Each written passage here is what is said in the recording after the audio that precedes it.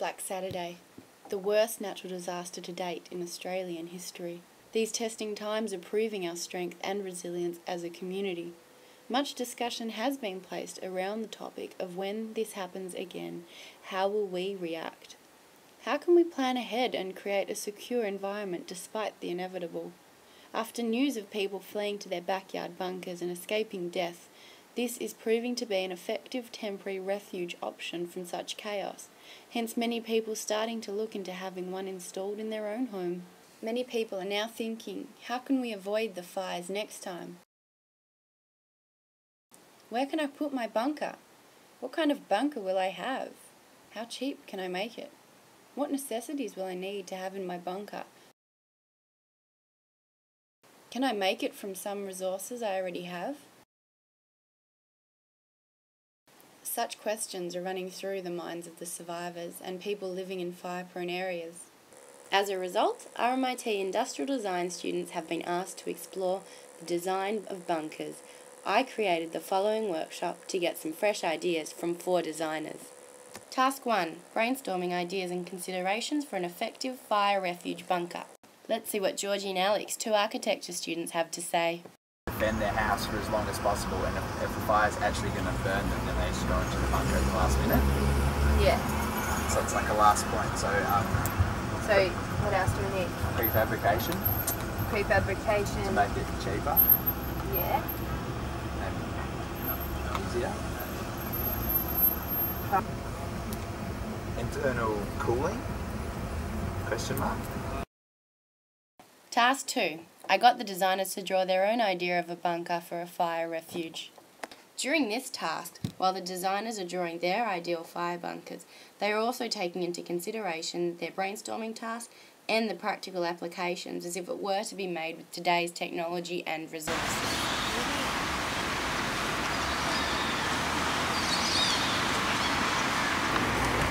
How thick do you think the walls should be, George? Like 200, 300? I reckon that'd be a good 300 or 400 concrete.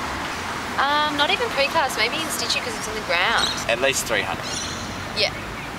But then also you might have another couple of layers of insulation and whatever on the inside that you need. Or you're going to make a fancy one, you're going to have your cladding or whatever. Can you like hide the trap door if it's underground? You can't really, eh? I'm not. I'm having like stairs above my stairs. So shit out. Georgie's penthouse fire apartment. Oh, Georgie's so idealistic. Piss off.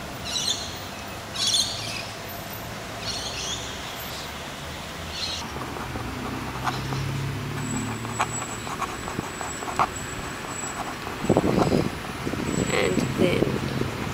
Yeah, so it's like a trap door, Oh yeah. which is exposed.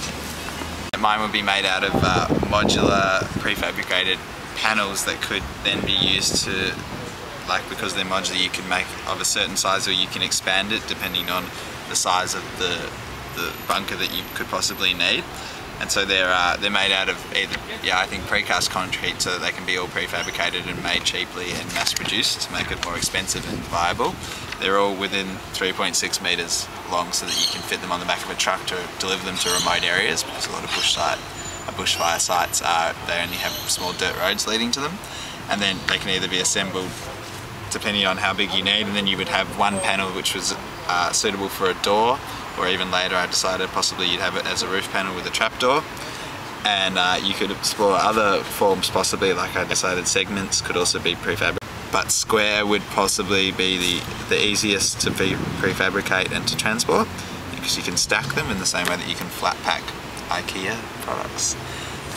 And then you obviously need an airflow unit which reaches to the surface when it's underground to bring air in and filter it. Well, my bunker, I've decided to make it a standard square, and these units can be prefabricated and then just trucked in, same as a shipping container is trucked anywhere. And they'll be placed under the ground, and the entrance will be from one side, and there'll be quite a substantial entrance with an upstand and stairs going down. For a bunker, because it's only used once in a lifetime, I think there should be an alternative use if you're going to excavate down into the ground. Now, for a different perspective, I have two graphic designers to share their ideas. Alright, let's go. The ground? Yes, most definitely. Is yours? Yeah, how are you going to get there though? Through a hatch or something. So like stairs or an elevator or... No, anything like, you know how you get into a submarine through a hatch sort of thing you like, what would you like?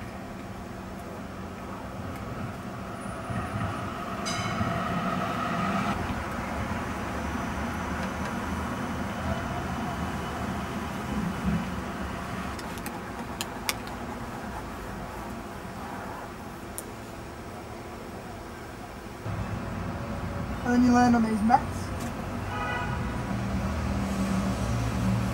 It's also got an underground tunnel that's like a toboggan that goes Oh, to the nice. tunnel. Yeah, so it comes out here. Maybe a go-kart.